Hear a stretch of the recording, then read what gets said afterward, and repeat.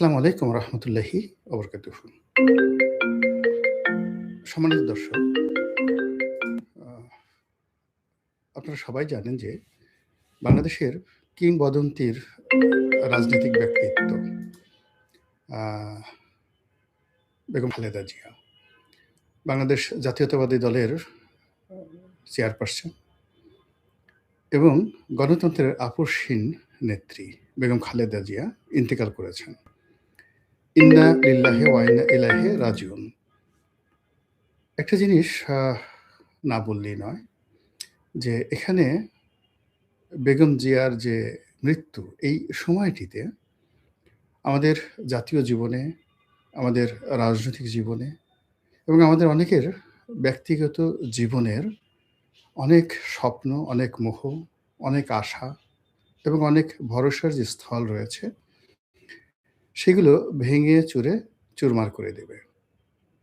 বেগম জিয়াকে নিয়ে আমার ব্যক্তিগত যে স্মৃতি, সে বিষয় নিয়ে কথা বলব। তার আগে যে বিষয়টি বলা দরকার যে তিনি পরিণত বয়সে ইন্তেকাল করেছেন এবং তিনি সেই সৌভাগ্যবতী রমণী।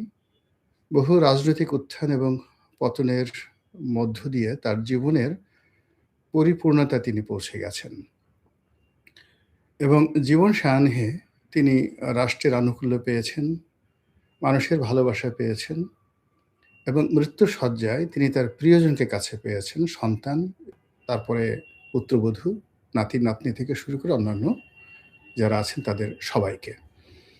এটি সাধারণত এই পর্যায়ে রাজনৈতিক যারা ব্যক্তিত্ব, তাদের জীবনে এরকম ঘটে না এবং তার এই মৃত্যুকে কেন্দ্র করে সারা বাংলাদেশ কাঁদছে। এবং আপনারা যারা আমার এই থাম্বনেইলের ছবিটি দেখছেন, এই ছবিটি মূলত ইন্টারনেটে ভাসছে। ছবির যে গাম্ভীর্যতা, ছবির যে হৃদ্যতা এবং সেই ছবির যে মোহময়তা, এই মোহময়তার কারণে যেকোনো মানুষই তার সম্পর্কে আ যাকে বলা হয় শোকাতুর হবেন এই ছবি দেখার সঙ্গে, সঙ্গে। এর কারণ হলো এই বাংলার সঙ্গে তার যে সম্পর্ক, সেই সম্পর্ক মহান মুক্তিযুদ্ধের সময়কাল থেকে। তারপর তিনি সেনাপ্রধানের স্ত্রী, তারপর তিনি যাকে বলা হয় রাষ্ট্রপ্রধান অর্থাৎ প্রেসিডেন্টের স্ত্রী, ফার্স্ট লেডি, বিরোধী দলীয় নেত্রী, নিজে ৩ বার প্রধানমন্ত্রী। এরপর গত ১৫টি বছর ধরে শেখ হাসিনার জমানাতে, না ঠিক শেখ হাসিনার জমানা নয়, ২০০৬ থেকে 111 এবং শেখ হাসিনার জমানা থেকে তিনি যে জুলুম এবং অত্যাচারের শিকার হয়েছেন, যেটাকে মজলুম জননেত্রী বলা যেতে পারে। তো তার এই জুলুম এবং অত্যাচার দেশের আপামর জনসাধারণের মনে বিষাদ সৃষ্টি করেছে। মানুষের সহানুভূতি, শ্রদ্ধা এবং ভালোবাসার সর্বোচ্চ স্তরে তিনি পৌঁছে গেছেন এবং তিনি এমনি ব্যক্তিগত জীবনে খুব স্বল্পভাষী, অনাহূত কোনো কথাবার্তা তিনি বলেন না বা বলেননি। কারো ব্যক্তিগত বিষয় নিয়ে, তারপর অপ্রয়োজনীয় কোনো বিষয় নিয়ে তিনি কখনোই তার প্রতিক্রিয়া দেখাননি। তার চলনে বলনে এক ধরনের রাজসিকতা ছিল এবং আল্লাহ রাব্বুল আলামিন তাকে যে সৌন্দর্য এবং সৌষ্ঠব দিয়েছিলেন, সেই সৌন্দর্য এবং সৌষ্ঠবের কারণে যেদিন থেকে আমরা তাকে দেখে আসছি, তার পোর্ট্রেট, তার ছবি, তার হাঁটাচলা এবং ব্যক্তিগতভাবে কাছাকাছি আমরা তাকে যখন দেখেছি, তার ব্যক্তিত্বময়তা দ্বারা, তার মাধুর্য দ্বারা, তার শালীনতা দ্বারা এবং তার আভিজাত্য দ্বারা আমরা মোহিত হয়েছি। আমরা শ্রদ্ধা পোষণ করেছি এবং বাঙালি জাতির মধ্যে এইরকম একজন মহর্ষি রমণী যে আছেন, এটা আমরা অনুভব করেছি এবং তার অবর্তমানে তিনি আমাদের জন্য যা রেখে গেছেন সেই পোর্ট্রেটটি আমাদের জীবনে ভীষণ রকমভাবে থেকে যাবে এবং আমরা যখনই বাংলাদেশের রাজনীতির কথা স্মরণ করব, বিএনপির কথা স্মরণ করব, শাসনতন্ত্রের কথা স্মরণ করব, তখন একজন ডিসেন্ট লেডি হিসাবে, একজন ডিসেন্ট মানুষ হিসাবে যদি কারো পোর্ট্রেট আমাদের সামনে আসে, সবার আগে বেগম খালেদা জিয়ার পোর্ট্রেট আমাদের সামনে আসবে। তিনি ইন্তেকাল করেছেন। মহান আল্লাহ রাব্বুল আলামিনের দরবারে তার জন্য অন্তরের অন্তঃস্থল থেকে দোয়া করি। আল্লাহ রাব্বুল আলামিন যেন তার আপন করে তার এই যে বান্দা বা বান্দি তাকে ক্ষমা করে দেন এবং জান্নাতের সর্বোচ্চ মাকাম তাকে দান করেন। কৃতজ্ঞতা সহকারে স্মরণ করছি তিনি এই জাতির জন্য কি করেছেন। আর কৃতজ্ঞতা সহকারে স্মরণ করছি আমার সঙ্গে তার সম্পর্ক। তিনি এই যে অসুস্থ যতদিন ছিলেন, আমার মধ্যে এক ধরনের মনোবেদনা কাজ করছিল। ভীষণ রকম মনোবেদনা কাজ করছিল। উনার সঙ্গে আমার কখনো সরাসরি কথা হয়নি, কখনো দেখা হয়নি। কিন্তু আমি জানতাম যে তিনি আমাকে অসাধারণ এবং অস্বাভাবিক স্নেহ করতেন। আমি যে বিএনপির মনোনয়নটা পেয়েছিলাম মূলত তার আগ্রহে। আমি এটা জানতাম না। যখন আমি মনোনয়ন পেলাম তখন মির্জা ফখরুল ইসলাম সাহেব বলেছিলেন যে, "আপনার এই মনোনয়নে আমরা যে আপনাকে মনোনয়ন দিতে পারলাম ২০১৮ সনে, এই মুহূর্তে সবচেয়ে বেশি খুশি হয়েছেন বেগম খালেদা জিয়া।" এবং তিনি তখন জেলে ছিলেন। নির্বাচনের আগে যখন আ মির্জা ফখরুল ইসলাম সাহেব জেলখানাতে বেগম জিয়ার সঙ্গে দেখা করেছিলেন, তখন সম্ভবত তিনি বলেছিলেন যে, "রনিকে যদি আওয়ামী লীগ থেকে মনোনয়ন না দেয়, আপনারা চেষ্টা করবেন তাকে বিএনপি থেকে মনোনয়ন দেওয়ার জন্য।"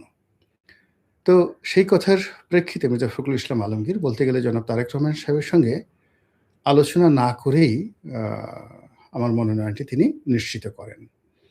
তো আমার ধারণা ছিল যে হয়তো জনাব তারেক রহমান সাহেব আমাকে পছন্দ করেছেন বা তিনি হয়তো মির্জা ফখরুল সাহেবকে বলেছেন। কেননা এটা এত দ্রুত হয়েছিল যে ওই সময়টিতে এটা নিয়ে আমার আসলে খোঁজখবর নেওয়ার মতো সময় ছিল না। তো পরবর্তীতে তারেক রহমান সাহেবের ঘনিষ্ঠ একজন সাংবাদিক আছেন জনাব সালেহ উদ্দিন। তো জনাব সালেহউদ্দিন ছিলেন। তো থাকার কারণে তিনি কি হলেন, আমি তার কাছে শুনেছি যে আমার এই মনোনয়নের ব্যাপারে মির্জা ফখরুল সাহেবই আসলে ভূমিকা নিয়েছেন। তারেক রহমান সাহেব বরং একটু বিরক্ত হয়েছেন। এই কারণে বিরক্ত হয়েছেন যে মির্জা ফখরুল সাহেব আমাকে যে মনোনয়ন দেওয়া হবে এই ব্যাপারে রহমান সাহেবের সঙ্গে আসলে কোনো আলাপ আলোচনাই নাকি করেননি। এটা সালেহ সাহেব আমাকে বলেছেন পরবর্তীতে। এনিওয়ে আ নির্বাচনের নমিনেশন পাওয়ার পর আমি আ তারেক রহমান সাহেবের সঙ্গে একাধিক কথাবার্তা বলেছি। তার সঙ্গে আমার হৃদ্যতাপূর্ণ সম্পর্ক ছিল বা এখনো আছে। কথা হয়েছে, দীর্ঘক্ষণ কথা হয়েছে। কিন্তু এই বিষয়গুলো নিয়ে কখনো আলোচনা হয়নি। তো আমার সঙ্গে বেগম জিয়ার যে সম্পর্কটি এটা কিভাবে হলো, এটা আমি খুব সংক্ষেপে আজকে আপনাদেরকে বলছি। সম্ভবত ২০১৩ সনে আমি তখন সংসদ সদস্য। পার্লামেন্টের মধ্যে, পার্লামেন্টের বাইরে আওয়ামী লীগের লোকজন দেখা গেল কোনো উপলক্ষ হলেই বিএনপিকে একটা গালি দিতে হবে, জিয়াউর রহমান সাহেবকে একটা গালি দিতে হবে, বেগম জিয়াকে নিয়ে অশ্লীল অশ্রাব্য কথাবার্তা বলতে হবে। এটা একটা আওয়ামী লীগের স্টাইলে পরিণত হয়েছিল। এবং আওয়ামী লীগের অনেক সিনিয়র নেতৃবৃন্দ, জুনিয়ররা তো বটেই, তাদের মধ্যে একটা ধারণা ছিল যে যদি বেগম জিয়াকে একটি গালি দেয়া হয়, তাকে নিয়ে যদি অশ্লীল এবং অশ্রাব্য বক্তব্য দেওয়া হয় পার্লামেন্টের ভিতরে এবং বাইরে, তাহলে হয়তো তাদের নম্বর বৃদ্ধি পাবে এবং দলীয় প্রধান তাদেরকে পুরস্কৃত করবেন। তো এইজন্য আপনারা দেখবেন যে ওই পার্লামেন্টে প্রচুর আজে-বাজে কথা পার্লামেন্টের ভিতরে এবং বাইরে হয়েছে। তো আমি তখন একেবারে তরুণ সংসদ সদস্য। আমার অত অভিজ্ঞতাও নাই, কোনো কিছু নেই। কিন্তু বিষয়টা আমার কাছে আসলে ভালো লাগেনি। আমি একেবারে বিএনপির সঙ্গে আমার ঐরকম রাজনৈতিক সম্পর্ক ব্যক্তি পর্যায়ে কারো সঙ্গেই ছিল না ২০০৯, ১০, ১১, ১২ সনে। টক শোতে যেতাম। যারা টক শোতে আসতেন বিশেষ করে আ পাপিয়া ছিলেন, নীলুফার চৌধুরী মনি, আ তো শামসুজ্জামান দুদু যারা নিয়মিত আসতেন, আসাদুজ্জামান রিপন। মূলত টক শো কেন্দ্রিক যে একটা বলয় বিএনপির সঙ্গে আওয়ামী লীগের, ওখানে তাদের সঙ্গে আমার একটা ব্যক্তিগত সম্পর্ক হলো এবং তার মধ্যে পাপিয়ার সঙ্গে আমার একটা ব্যক্তিগত বন্ধুত্ব হয়ে গেল। একেবারে বন্ধুত্ব হয়ে গেল। তো যাই হোক, তখন আমি লিখতাম, নিয়মিত লিখতাম সমস্ত পত্র-পত্রিকায়, শুধু টক শোতে যেতাম না। এটা ১১-১২ সনের কথা বলছি। তখন বাংলাদেশের ১ নম্বর পত্রিকা এখনো আছে, আ বাংলাদেশ প্রতিদিন। তো বাংলাদেশ প্রতিদিনে লিখতাম, নয়াদিগন্তে লিখতাম। বাংলাদেশ প্রতিদিনে আমার সপ্তাহে অলমোস্ট ৩ টি লেখা ছাপা হতো, প্রতি সপ্তাহে। আ একটি ধারাবাহিক লেখা লিখতাম। তারপরে সাপ্তাহিক একটা সম্পাদকীয় লিখতাম। টুকটাক আমি যে স্ট্যাটাস দিতাম সেগুলো নিয়ে লেখালেখি হতো। তো তখন বেগম জিয়াকে নিয়ে একটা কাল্পনিক লেখা আমি লিখেছিলাম। স্বপ্ন লোকের কল্পযুগে বেগম জিয়ার রাজনীতি। আপনারা যারা এই অনুষ্ঠান দেখছেন তারা হয়তো অনেকেই লেখাটি পড়েছেন বা পড়ে থাকবেন। ওই সময়টাতে এটা খুব হইচই পড়ে গিয়েছিল।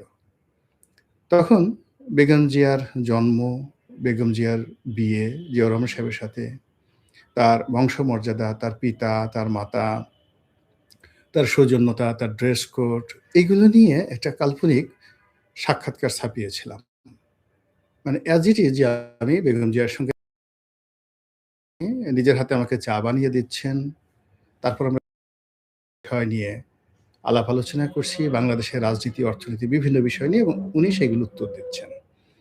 তো এই লেখার মাধ্যমে মূলত উনার আভিজাত্য, উনার বৈশিষ্ট্য, উনার সৌন্দর্য, তারপরে উনার রাজনৈতিক প্রজ্ঞা এবং উনার যে কন্ট্রিবিউশন যেটিকে বলা হয়, অবদান, রাজনীতিতে অবদান এই বিষয়গুলো আমি আমার মতো করে আ ফুটিয়ে তোলার চেষ্টা করেছি সেই বাংলাদেশ প্রতিদিনের সম্পাদকীয়তে।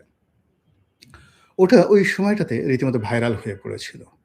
বিএনপির যারা নেতাকর্মী আছেন, তারা হাজার, হাজার ওটার ফটোকপি করে নিজেদের মধ্যে বিতরণ করেছিলেন এবং বেগম জিয়া এই লেখাটি আ নিজে কয়েকবার পড়েছিলেন।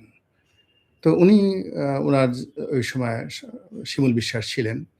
তো শিমুল বিশ্বাসকেও তিনি বলেছেন, শিমুল বিশ্বাস সাহেব আমাকে টেলিফোন করে ধন্যবাদ জানিয়েছেন। তারপর তিনি যখন জানলেন যে পাপিয়ার সঙ্গে আমার খুব ভালো বন্ধুত্ব, তো পাপিয়াকে তিনি বললেন যে, "রনি তো খুব ভালো লেখা লিখে। তো ভালো লেখা ওকে একদিন নিয়ে আসো না আমার কাছে। আমি দেখা করতে চাই।" তো পাপিয়া বলল আমাকে। তো আমি বললাম যে, "দেখো আমি একটা বিরোধী দলের এমপি। আমি যদি বেগম জিয়ার সঙ্গে দেখা করি, রাজনীতির ওই সৌজন্যতাটা এখন আসলে বাংলাদেশে নেই। এটা আসলে আমি ধারণ করতে পারব না।" তো ওই সময়টাতে আমার দেখা হয়নি তার সঙ্গে। পরবর্তীতে যখন ২০১৪ সনের পরে বা ১৫ সনে ঢাকা সিটি কর্পোরেশন নির্বাচন হলো, আমি স্বতন্ত্র দাঁড়ালাম। তো ওই সময়টাতে তিনি আমার সঙ্গে টেলিফোনে কথা বলতে চেয়েছিলেন। শিমুল বিশ্বাস সাহেব, তারপরে আ মীর হেলাল আর ব্যারিস্টার সাইফুর রহমান, উনারা ৩ জন ওখানে দাঁড়ানো ছিলেন। তো আ ব্যারিস্টার সাইফুর আমাকে টেলিফোন করলেন যে, "ম্যাডাম কথা বলবেন।" তো আমি আসলে ভয় পেয়ে গেলাম। ভয় পেয়ে গেলাম এই কারণে যে তখন তো দেশের রাজনৈতিক পরিস্থিতি এমন, যেটা বেগম জিয়া আমাকে বলার চেষ্টা করছিলেন। আমি বললাম যে, "উনি কি বলতে চান?" উনি বলতে চান যে, "আসলে রনিকে বলো যে আমি তাকে মনোনয়ন দেব। তার আসলে এই সিটি কর্পোরেশন নির্বাচন থেকে উইথড্র করলেই বেটার। তিনি যদি সে যদি আ মির্জা আব্বাসকে সমর্থন দেয় তাহলে আমাদের জন্য ভালো হয়।"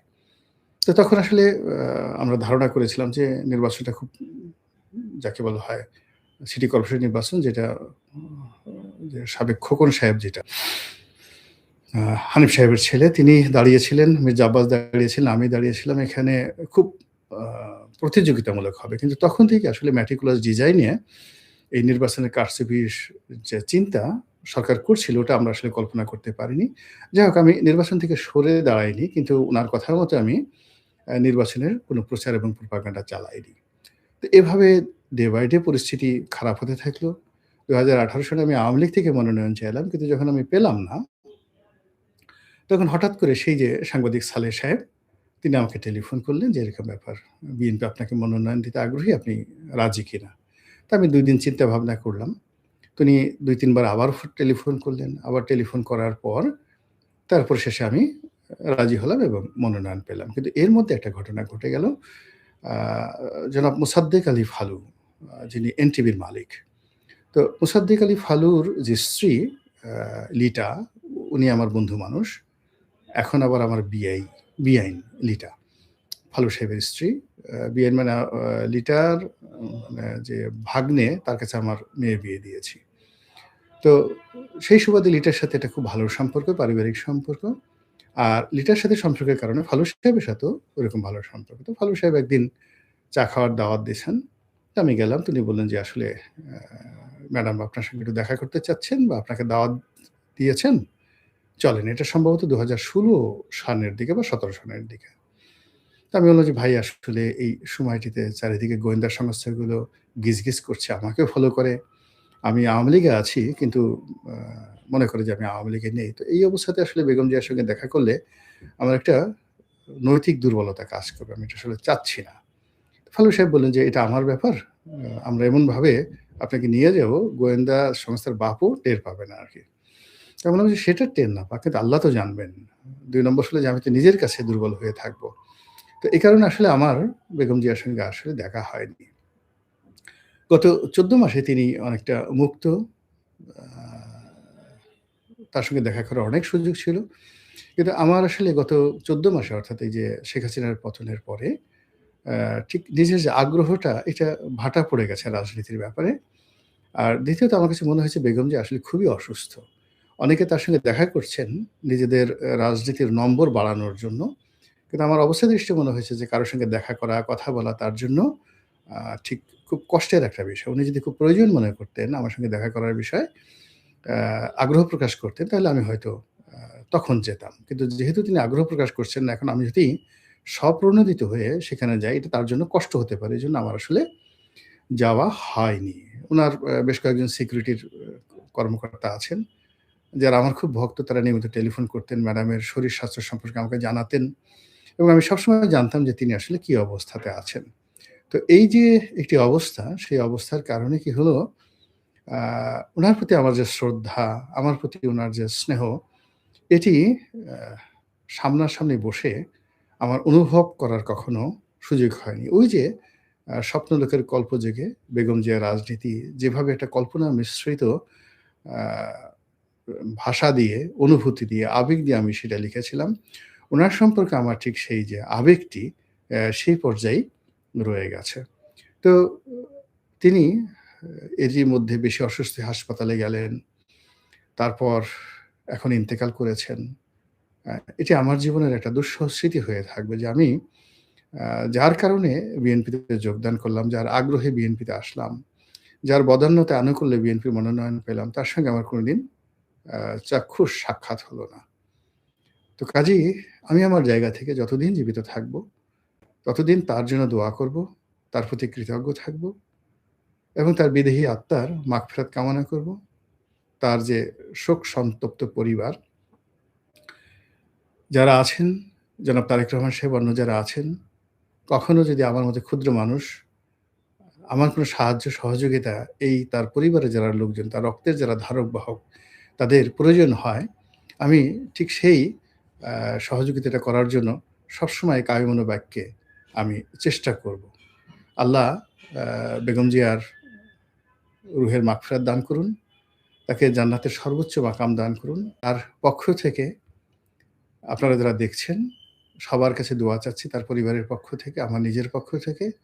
আর আপনাদের যদি কারো তার ব্যাপারে কোনো অভাব থাকে, অভিযোগ থাকে, আল্লাহর ওয়াস্তে তাকে ক্ষমা করে তার জন্য দোয়া করার জন্য মিনতি রাখছি। আসসালামু আলাইকুম ওয়া রাহমাতুল্লাহি ওয়া বারাকাতুহু।